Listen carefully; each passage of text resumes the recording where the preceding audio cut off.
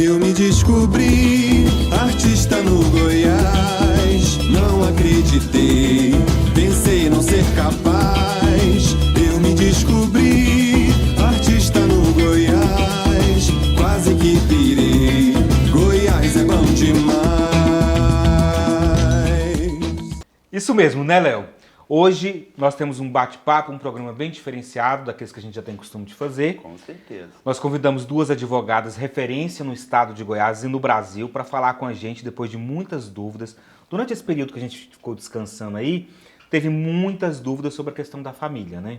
Não, nem que teve, né, Breno? São dúvidas que já existem, tem muita gente que quer perguntar, mas não sabe por onde começar. Sim. E é para isso que nós trouxemos duas doutoras realmente fantásticas, duas mulheres que são referências, mulheres que foram homenageadas com o Prêmio Mulheres Empreendedoras em 2022, Sim. pelos seus méritos. E é uma honra estar recebendo aqui a doutora Mônica e a doutora Andréia. Sejam muito bem-vindas aqui no programa Viver Goiás para nos ajudar a tirar essas dúvidas dos nossos telespectadores e nossas também. Nós é que agradecemos o convite, é uma honra estar aqui presente no seu programa. Obrigada pelo convite, me sinto lisonjeada e espero poder responder a todos os questionamentos. É uma honra, o lisonjeio é todo nosso. Nossa, né? Léo, vamos começar com aquela perguntinha básica.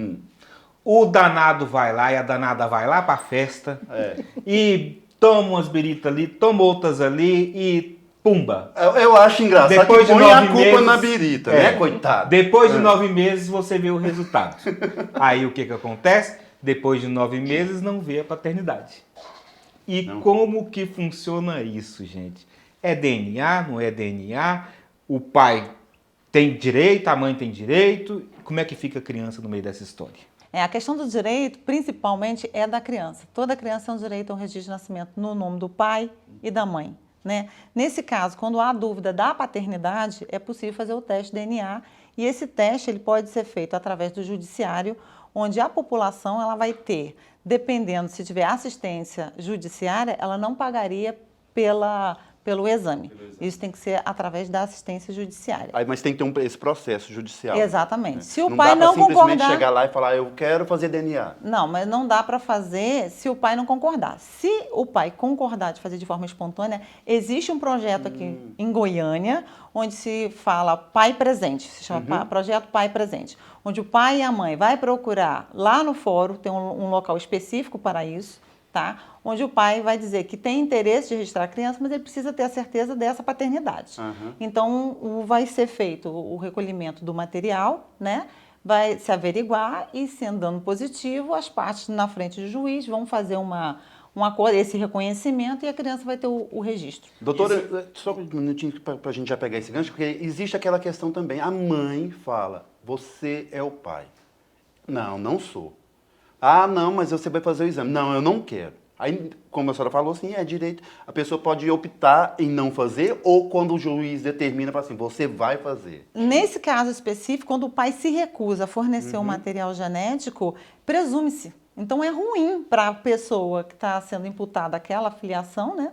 Ela se negar. Porque se ela tem certeza de que ela não é o pai, por que não fazer o exame? Né? Até para se comprovar de que ele não tem nada a ver com a história. O que é mais fácil também. Né? Fica muito mais fácil. Não é meu, vou fazer por desencargo de consciência. Por que essa presunção ela é importante? Porque é o direito da criança que está em jogo. Não o direito, né, do adulto, né? Principalmente da criança. Acontece também do pai ir lá registrar. Né? A maioria das pessoas fala, o registro, né?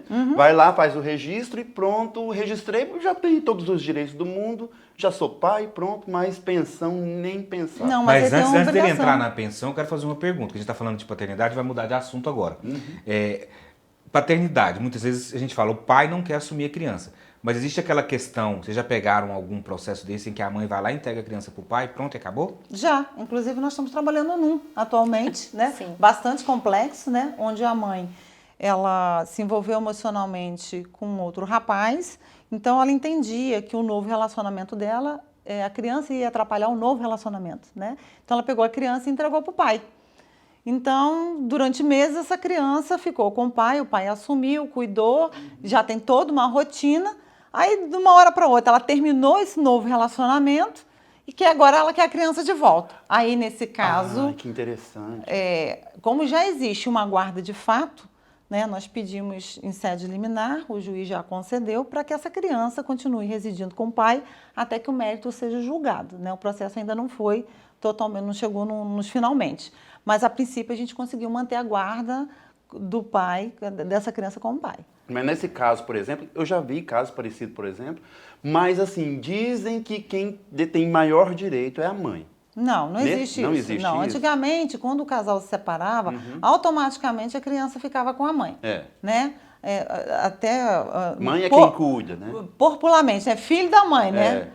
Naturalmente, as crianças são cuidadas pelas mães, né? Mãe que leva para o colégio, mãe que busca o menino, né? Normalmente vai levar filho no médico, é assim que funciona, né? Mas numa separação, o juiz sempre vai verificar qual o melhor interesse da criança, onde aquela criança vai ficar melhor cuidada. Se já existe uma guarda de fato, por exemplo, na separação, a criança ficou com a mãe durante meses ou até anos, por que mudar a rotina dessa criança? Essa mudança só ocorrerá se houver benefício para essa criança. Ela não é uma mudança automática. Ah, sim. Então, o trem é bagunçado, mas tem gerência. Não.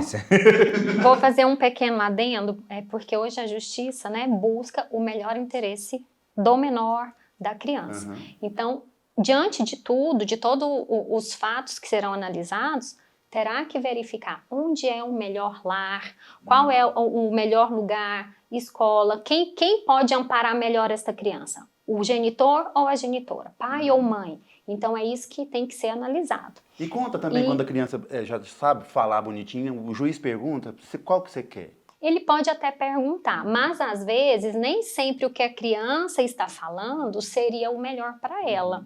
Porque a criança ela não tem por si só a habilidade e a responsabilidade de saber o que é melhor para ela. Então, muitas vezes é analisada a condição do pai e da mãe, não significa que o financeiro, quem tiver um maior poder econômico é o detentor dessa guarda ou será o melhor para a criança. Não significa isso. Então, às vezes, ou o pai ou a mãe que detém essa guarda pode ganhar menos mensalmente, ter uma renda menor? Pode. Mas tem um lar mais completo para essa criança. Então, aquele lugar poderá... O amor, o lar, essa estabilidade, né? Até uma estabilidade emocional hoje se verifica. Porque às vezes a pessoa, eu tenho condição financeira, mas não tem a estabilidade emocional para cuidar de uma criança. Todos os dias, dar amor, levar e buscar na escola. Mas hoje, né, nós entendemos, assim, nós que eu falo até toda a justiça, que as responsabilidades do filho é tanto do pai quanto da mãe. Não existe, eu tenho mais, você tem menos. Não, a responsabilidade é dos dois. Então a mãe tem que ser mãe e o pai tem que ser o pai. Já vamos entrar nessa responsabilidade, né, que é a pensão alimentícia que o Léo perguntou e acabei que eu cortei ele, mas foi bom, foi ótimo. Como que fica a questão da pensão alimentícia?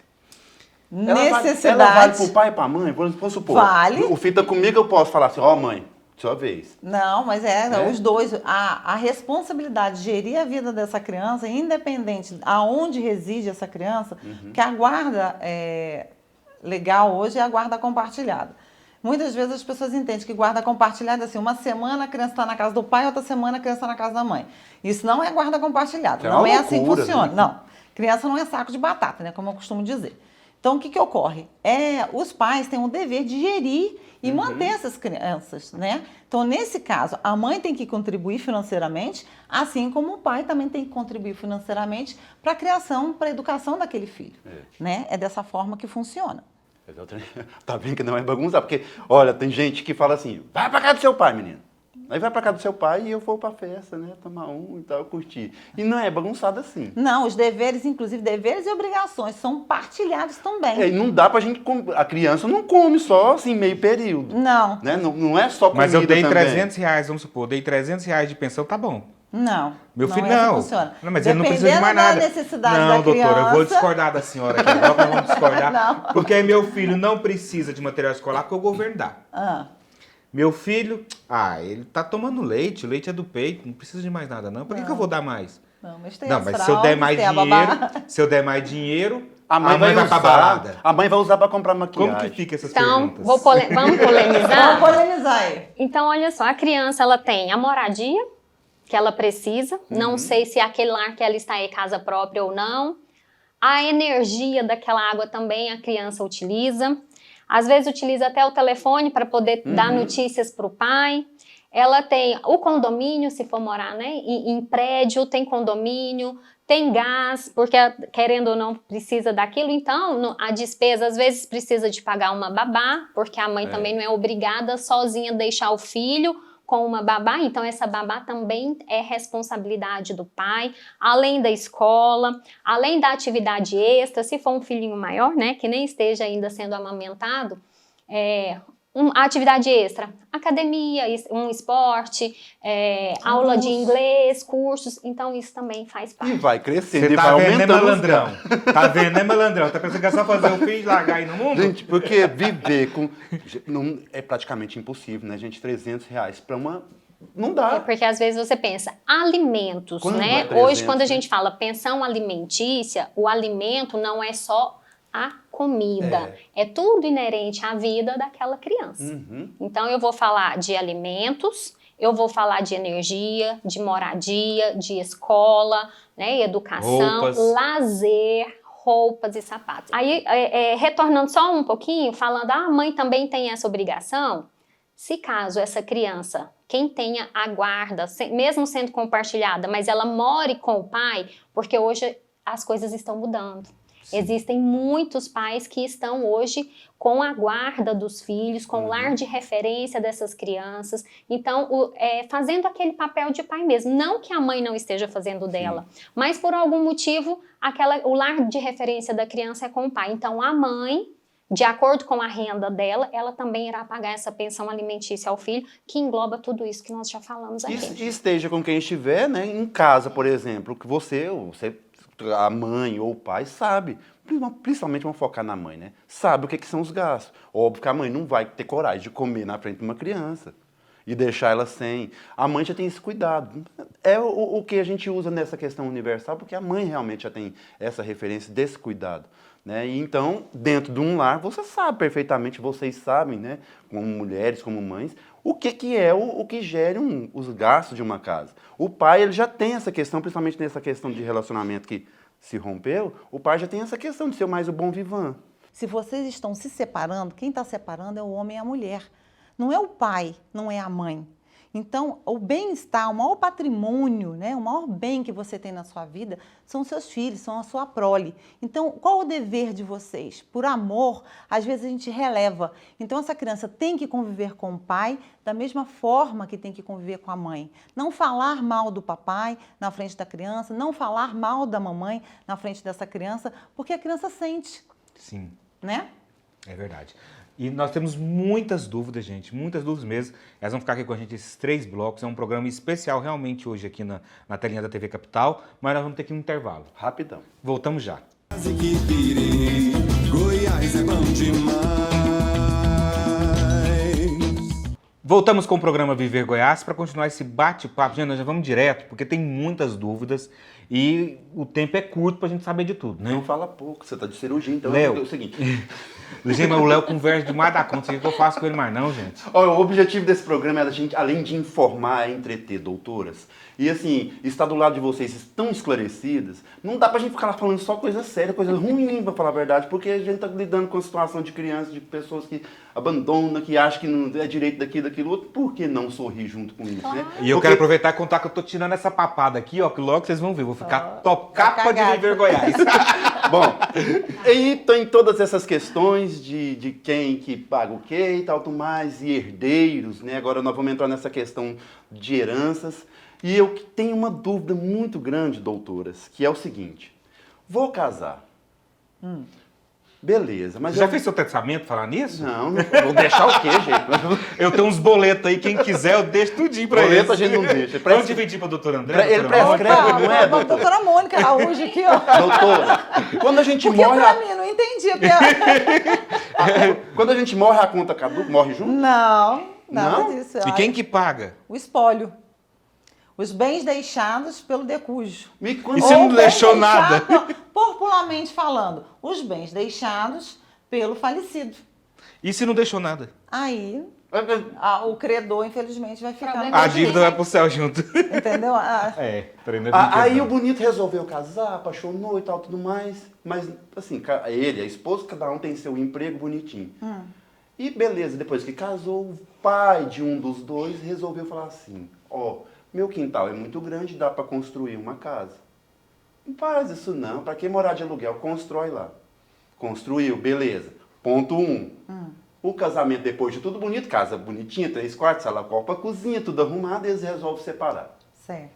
Ou o infeliz do pai de um dos dois resolve morrer. E irmão brota para tudo quanto é canto. Certo. É direito de quem construiu nos fundos. O que é direito deles? O que é direito de quem está separando? São várias perguntas e Em várias só, respostas. numa lasqueira Então vamos só. começar do começo. Primeiro a gente precisa saber qual é o regime de casamento que foi escolhido. Vamos supor que no casamento, houve um pacto pré-nupcial e o casal resolveu casar com separação total de bens. Então, só lamento para aquele cônjuge que construiu e não, né, se o regime é separação total de bens, não tem o que falar. Agora, digamos que essa pessoa que se casou, ela casou na comunhão parcial de bens. O que isso significa? Que tudo que foi adquirido na constância daquele casamento, ele tem que ser partilhado. Mas como é que eu vou partilhar um imóvel que foi construído no terreno do meu sogro? É possível? Eu não vou conseguir partilhar o bem, mas eu vou conseguir partilhar aquele valor Que foi investido naquele imóvel. Então, no caso, digamos que a mulher ficou com a propriedade, né, com o bem, que era do pai, que pertencia à família dela, e houve a construção desse imóvel. Então, a metade daquele imóvel, da construção, não do terreno, da construção, a mulher terá que indenizar o ex-marido. Mas com os valores de 1990 ou com os valores de Com os 2023? valores atualizados. E os irmãos? É equilíbrio. Geralmente tem irmãos. Tá, aí vamos entrar para uma outra situação. Uma coisa é partilha entre cônjuges. Outra coisa é herança. Então, eu tenho um imóvel que pertence ao meu pai. O meu pai faleceu, deixou 2 herdeiros. Então, temos herdeiros. Tem que partilhar com os herdeiros. Se houver uma partilha amigável, é possível que se venda um imóvel, né, e faça a partilha. Ou é possível que uma parte Mas pode se um acordar... irmão construiu lá e o outro irmão não? O outro irmão tem mais direito que o irmão? Peraí, vamos lá, vamos começar do... Vamos. Tá. Eu acho que eu também embolei aqui, gente. Mas Você embolou a casa do pai, o irmão foi lá, meu pai, vamos supor. Meu pai tem uma casa, eu fui lá e construí um barraco lá no fundo. Certo. Meu pai morreu, vamos falar barraco. Meu pai morreu. Aí meu irmão quer a parte dele lá da casa, mas Houve aí uma eu construí. valorização do imóvel, Sim. certo? Houve uma valorização daquele imóvel. Se a pessoa conseguir comprovar dentro do inventário que, de fato, houve uma comprovação de que ele investiu, né? Mas tem que ser comprovado, né? E a outra parte concordar, ótimo. Aquela cota à parte que ele investiu, ele vai receber uma parte maior. Se não houver uma concordância, vai ter briga na justiça e o juiz vai lá analisar o caso concreto. Vamos pegar um caso aqui que eu peguei de uma família onde, justamente isso que você falou. O que aconteceu? O pai tinha 2 filhos, casado com comunhão total de bens. Deixou uma meeira, uma mulher, uma esposa, o autor da herança faleceu e deixou uma meeira, e 2 filhos. Um dos filhos foi morar com a mãe. Então, ele construiu uma outra casa no terreno. Sim. Certo? Então, aquele imóvel que, na época, valia 500 mil, pelo fato de ter construído um outro imóvel, ele teve uma valorização, porque houve reformas e ele investiu no imóvel. Então, no caso concreto, o juiz entendeu que aquele pedaço que ele investiu, ele teria que ser indenizado na partilha. Tá? No final, até foi feito um acordo nesse inventário. Mas cada caso é um caso. Então, o juiz vai analisar as provas, né, dentro dos autos para poder dar essa decisão. Agora, qual o conselho? Não construa em terreno alheio, porque lá na frente você poderá ter dor de cabeça. Né? Na dúvida, meu povo. Melhor não fazer. Não casa. Não, case. E falar em casar, sabe quem vai casar? Casa. Ó, Sabe quem vai escolha um casar? regime bom para o casamento. E no Brasil tem muita dificuldade de documentar as coisas, né? Documentar antes da construção é interessante? Muito, importantíssimo. que ocorre? Muita gente compra um imóvel, aí ele acha que aquele contrato de compra e venda do imóvel já é o documento dele, do registro, da propriedade. Ele tem a posse do bem, mas ele não tem a titularidade. Aí só é dono quem registra. Então, se você comprou um imóvel, o que você tem que fazer? Recolher os impostos, porque existe um imposto de transmissão, né? No caso, que é o ITBI.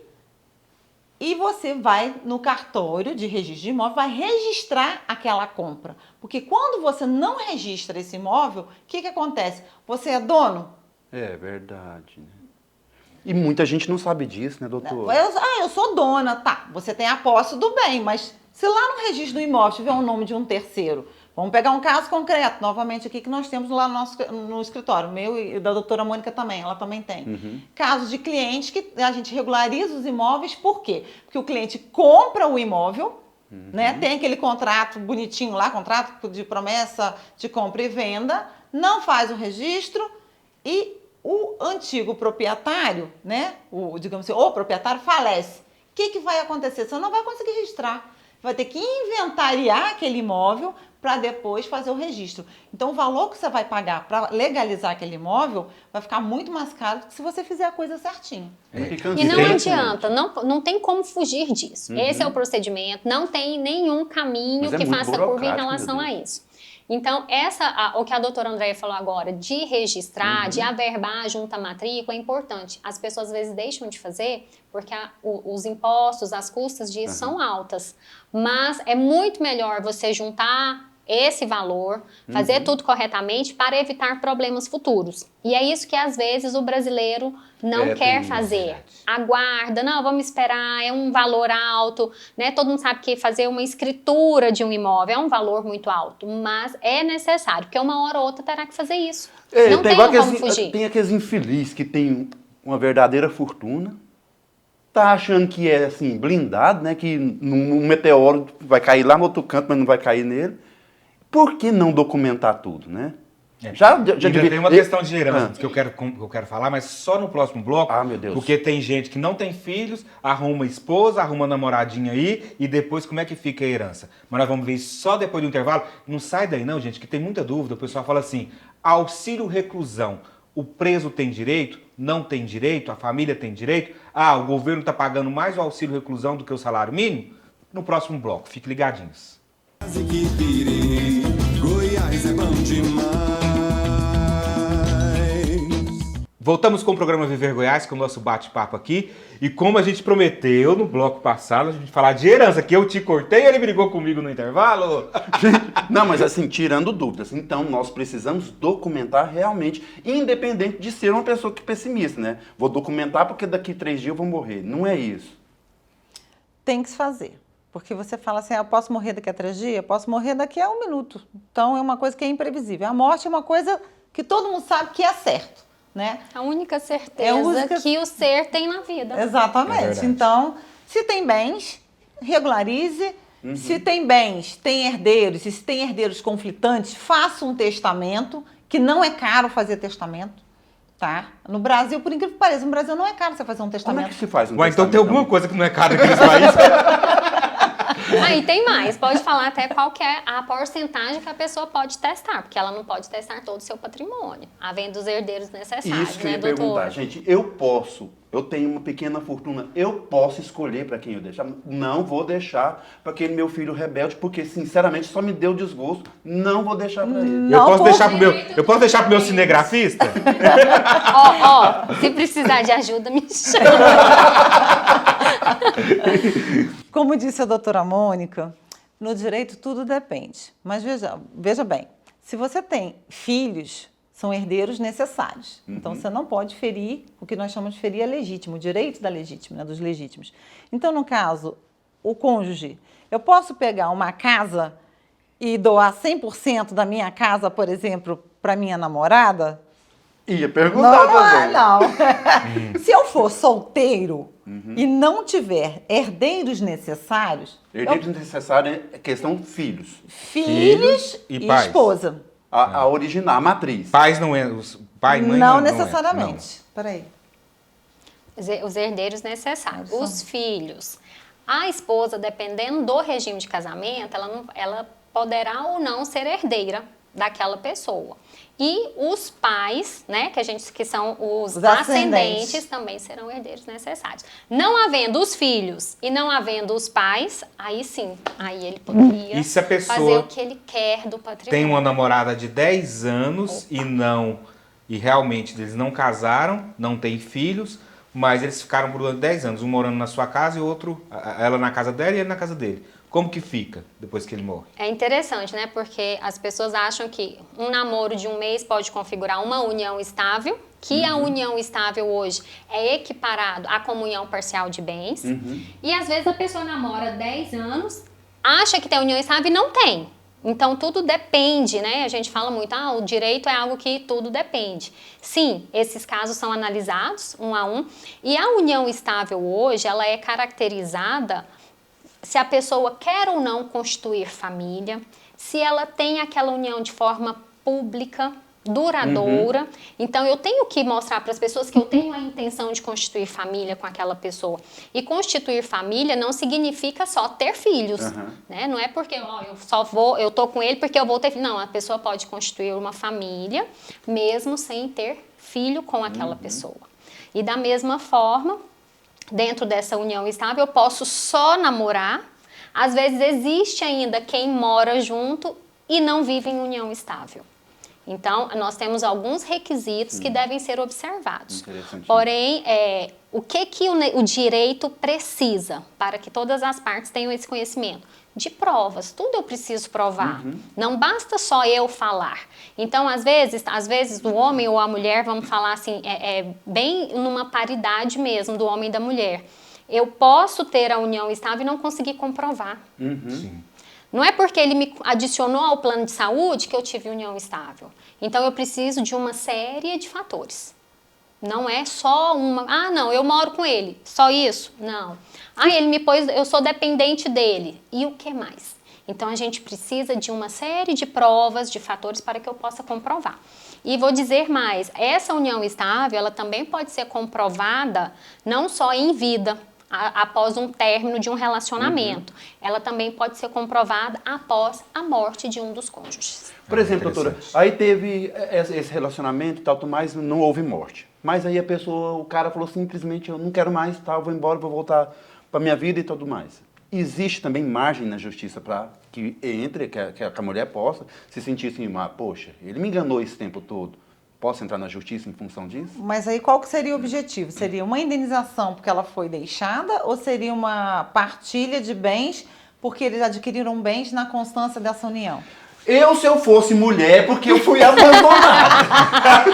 Eu não ia aceitar. Mas eu Gente, então deixa eu explicar uma coisa pra vocês. Casamento e união estável não é sentença de morte, não é prisão. Então, o fato... Mas eu dediquei minha vida. E ninguém é obrigado a Quantas vezes eu fiz comida? Não. Ele ficou parecendo aquele povo lá da novela mexicana, lá Essa coisa de... Doutora, não tá vendo o meu lado. Não, pois é, essa coisa assim é bacana, né? Ninguém é obrigado a viver com outro eternamente. Eternamente. Né? Ninguém tem essa obrigação. Então, isso por si só não gera indenização. Agora, veja bem, se você tem um relacionamento onde você está casado com uma pessoa e essa pessoa te expõe de uma forma que te deixa ridicularizada diante da sociedade e logo a seguir ela te deixa, aí sim cabe uma indenização. Mas o homem ele não vai expor a amante, não. Tá, mas e tem mais. Eu fui traída. Mas te gerou isso, algo à sua honra, à sua dignidade, foi prejudicado em alguma coisa? Não. Então, isso não vai gerar então, um chifre bem feito não surte efeito nenhum. Pode ser que não. Tecnicamente, depende. No direito depende. Meu povo. Tudo depende. Léo, nós estamos acabando já, o pessoal já está falando com a gente ali, mas eu preciso, porque eu chamei no segundo bloco, falei sobre o auxílio reclusão. Está todo mundo falando sobre isso. E aí, doutoras, o auxílio reclusão? A pessoa cometeu alguma coisa, um homem ou uma mulher cometeu alguma coisa, vai preso e tem esse direito ao auxílio reclusão, todos têm esse direito. É um salário mínimo realmente, fica para a família, o preso pega, o preso só fica com esse dinheiro, e a hora que ele sai de lá, ele pega esse dinheiro Com juros, correção monetária, como funciona? Ah, não é uma poupança, não. Agora é com a doutora Mônica. O crime é com a doutora Mônica. Não cometo crimes, né? crime compensa. Nem espécie nenhuma. Eu acho que não compensa. Embora algumas pessoas pensem de forma contrária, mesmo sendo no Brasil. Mas o auxílio reclusão, ele gerou muita fake news devido à questão da mudança de governo. Mas todos os anos a gente vê sempre isso. Se a gente observar, as pessoas querem acreditar na fake news, mesmo sabendo que não é verdade. Por quê? O auxílio reclusão, eu também tenho tudo no direito, eu tenho séries de requisitos que devem ser cumpridos para que eu tenha direito a esse benefício. O benefício do auxílio reclusão, ele advém da pessoa que foi presa, porém não é a pessoa que foi presa que recebe. Ela está ali cerceada de liberdade, mas ela deixou, por exemplo, filhos menores ou incapaz, né? Porque às vezes pode ser um filho maior, porém incapaz. Então essa pessoa, por si só, ela não tem como ela se sustentar. Ela não tem. Então quem fazia isso? O pai. Mônica, é qualquer pessoa que foi presa? Não é qualquer pessoa que foi presa. No Brasil, nós temos mais de 5 mil pessoas que estão presas hoje em cárcere. Então, todos essas... Que o povo acaba vendo essas redes sociais e pensa assim, olha, você tá ganhando um salário mínimo, eu ralando o dia inteiro ganhando um salário mínimo, eu vou matar, roubar e vou pra cadeia. Isso, é tudo mentira isso. Por quê? Para que essa pessoa, para que os familiares, nem vou falar todos, porque tem esse requisito. Então, já é presumido o filho menor e o incapaz. Às vezes, e a esposa? Se a esposa for totalmente dependente daquela pessoa que está presa, sim, aí ela poderá receber. Né? Então, falei do incapaz e do menor porque já presume que ele não tem condições de se sustentar. Porém, qual que seria um dos requisitos principais? Esta pessoa que foi presa, ela tinha que estar trabalhando com carteira assinada. Então, olha só, e aí ela tem que ser de baixa renda. Então, hoje saiu, ela vai receber R$ 1.754, eu acho que 18 centavos. Me corrija se eu estiver errado. Para cada menino, se eu tiver uns 5? Não. Se ele tiver 5 filhos menores, o valor vai ser dividido. Por quê? Porque ele já ganhava esse valor. Então, a pessoa tem que ser de baixa renda, não compensa. Por isso que todo mundo acha que tudo compensa, não compensa. A gente vai trabalhar que é melhor. Doutora, aproveitando, só para tirar uma dúvida aqui. No caso, quem tem MEI, também nessa situação, microempreendedor individual, ele também teria direito ou não? Baixa renda. Baixa renda. Tem que ser abaixo de R$ 1.754 e alguns centavos. Então, olha, eu recebo R$ 2.500 por mês. Eu sou de baixa renda? Não. Então, você vai ficar preso sem receber nada. Os seus dependentes não vão receber. Então, a qualidade de segurado a pessoa tem que ter. Então, no mínimo, um ano de carteira assinada, tá? Não são só 3 meses, não. Esclarecedor, né? Então, um ano no mínimo de carteira assinada. Mas eu recebi R$ 2.500, não vou ter direito. Eu recebia R$ 10.000 por mês, também não vai ter direito, não. Então, o salário desta pessoa, nesse último ano, vai fazer a média.